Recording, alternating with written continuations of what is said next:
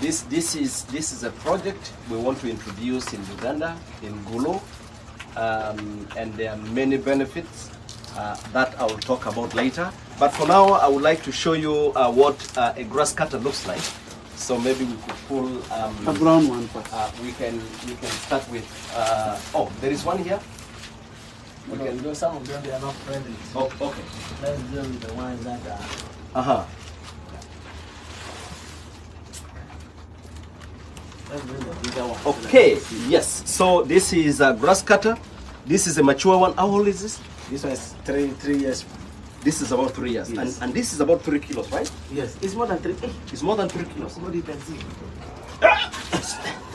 It's very actually more than heavy. 3. It's heavy. So let's take it back. very heavy. This is like 5 kilos. Yes, Man. it's very heavy. Yeah. So this is one color, and let's look at the other color, white. We have other colors. Yeah, we have white. Oh, this is white. This is white color. Yeah, this is white color. This is white color. Yeah, this is white color. Yes, this white Then color. We also call it albino. albino. Okay. Yes. Oh, this is albino color. Yes, albino. Okay. White albino. White albino. Yes. And then there is another color, brown, and then there is Yeah. ash color. Yes. So there are about 4 different colors, and in this farm, Pastor Dominic is doing in hundreds, lots of them.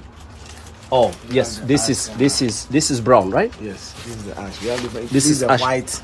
This is white, Yes, and this is ash brown. Oh, my God. Okay. Sorry. Oh. Okay. All right. Okay. All right.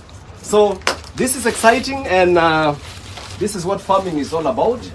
It has to be exciting. It has to be solution oriented. So Pastor Dominic, thank you for the partnership. Thank you. We're in business. Thank you.